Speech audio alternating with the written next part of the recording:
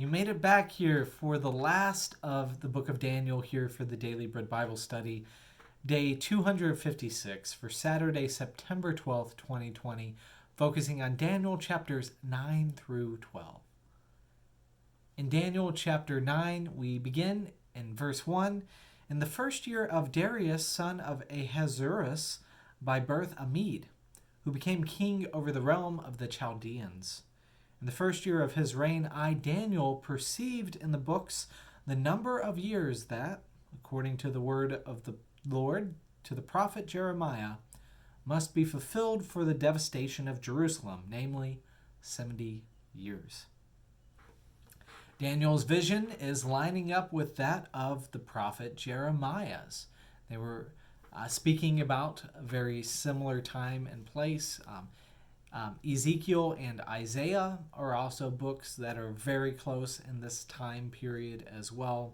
Nehemiah and Ezra are around this time period too, but all of these books are discussing very similar things about the devastation of Jerusalem. Now, this leads Daniel into a lament for the people, these 70 years that is mentioned, for their suffering caused by their rebellious hearts is hard. He does validate God's actions, claiming in verse 13, just as it is written in the law of Moses, all this calamity has come upon us. Now at the same time, Daniel prays for mercy from God through the exile. God responds mentioning 70 weeks, not years. In verse 24, 70 weeks are decreed for your people and your holy city, to finish the transgression, to put an end to sin, to atone for iniquity, to bring in everlasting righteousness, to seal both vision and prophet, and to anoint a most holy place. Now again, this period of 70 sounds very familiar to the 70 years of the destruction of Jerusalem and the Temple of Solomon, which historically happened around 587 BCE. With that went and lasted until the arrival of King Cyrus of Persia, as was kind of mentioned here in the book of Daniel at the end of the first chapter. Now, these references to the period of 70 seem both familiar and different, right? They're both 70. They both are spoken about by Daniel here in this book. At the same time, it's 70 years versus 70 weeks, which is a very different amount of time. So I'm not really sure what to make of this distinction. You could look at some of the different scholars' work on this to get a better understanding of it, but I can't say that I have a good explanation, even as I looked at some of the scholastic debates about weeks and years and maybe weeks of years, but all of this is still hard to understand. In Daniel chapter 10, we move on to the third year of King Cyrus of Persia. So now King Cyrus has come, the one, as I mentioned, who will lead the restoration of God's people.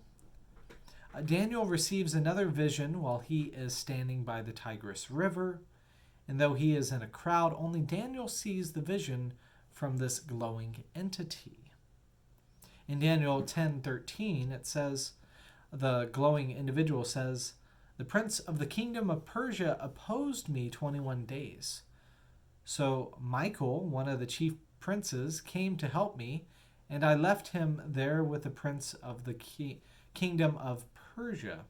And I have come to help you understand what is to happen to your people at the end of days, for there is a further vision for those days. So these divine messengers, angels, which really just means messenger, these divine beings come to share with Daniel some messages around what's to happen. And again, this vision is kind of cryptic in my eyes. It mentions the end of days. So eschatology deals with the end of times. So it's the big word is eschatological vision of what is to come in the end. There will be battles with other nations. In verse 20, it says, Then he said, "Do you know why I've come to you? Now I must return to fight against the prince of Persia, and when I am through with him, the prince of Greece will come. But I am to tell you what is inscribed in the book of truth. There is no one with me who contends against these princes, except Michael, your prince." So maybe the prince that has been referenced before in other parts of the Bible, maybe the prince is Michael. Now, Michael is a very common name in our day and time. It's translated as "who is like God." And so maybe the idea is that, the only one who can contend with God is God, because who is like God? Otherwise, we think of the Archangel Michael from lore and history and tradition. And so maybe that's who this divine being is. The prince. Anyways, Daniel 11 moves on in verse 1. "As for me, in the first year of Darius the Mede, I stood up to support and strengthen him. Now I will announce the truth to you," says this divine being. "3 more kings shall arise in Persia. The 4th shall be far richer than all of them, and when he has become strong through his riches, he shall stir up all against the kingdom of Greece." And so, yet again, this imagery sounds very similar to Daniel 7, where you have the mentioning of the 4 beasts, and then also the male goat and ram from Daniel 8. If I had more time to study this in depth, I would give a more pronounced vision of all of this, but I will have to use extra sources outside of the Bible to give any sort of coherent explanation of what is happening and who possibly these nations are referenced. But anyways, the storytelling centers of, the storytelling by this divine being, I should say, centers on kings from the north and south waging war. In Daniel 11:27, "The 2 kings, their mind bent on evil, shall sit at one table and exchange lies." That's just a great line of the way that corrupt kingdoms and kingdoms focused on their own power, their own wealth, can get together and just manipulate and try and manipulate one another. So don't do that. 1 king will become power hungry and self-absorbed, and this is the recipe for disaster in God's eyes. Verse 36 says, "The king shall act as he pleases. He shall exalt himself and consider himself greater than any god, and shall speak horrendous things against the God of gods. He shall prosper until the period of wrath is completed, for what is determined shall be done. He shall pay no respect to the gods of his ancestors, or to the one beloved by women.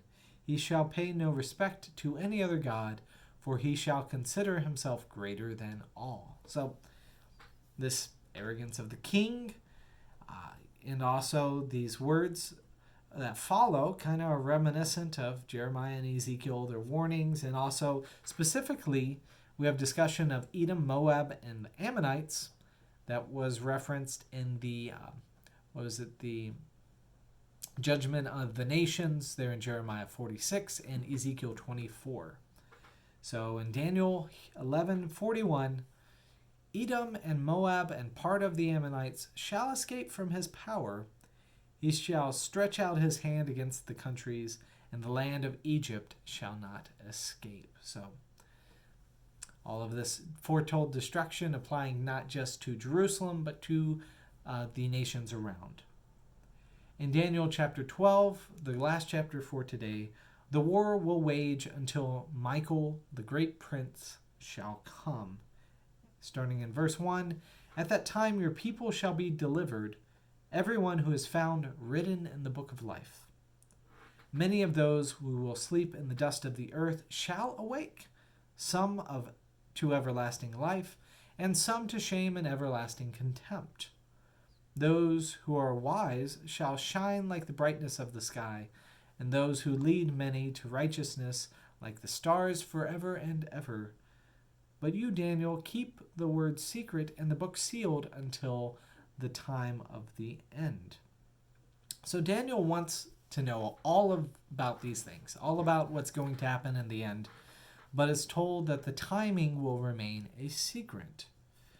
The book ends with this encouragement to the prophet in verse 13. But to you go away and rest. You shall rise for your reward at the end of the day. End of the days. That is our message here as well as we close out the book of Daniel.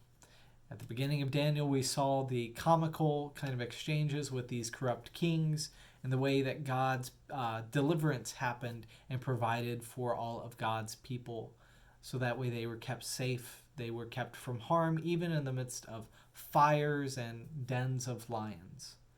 They stood up faithfully for God, and what they get from that is that you should not be worried about the future. When you cling to God, God clings to you, and all the rest is taken care of. So may you know that God loves you. You, like Daniel was called beloved, you are a beloved child of God with whom God is well pleased. May you be encouraged and nurtured and know that all these things will happen in God's time. So live and live well.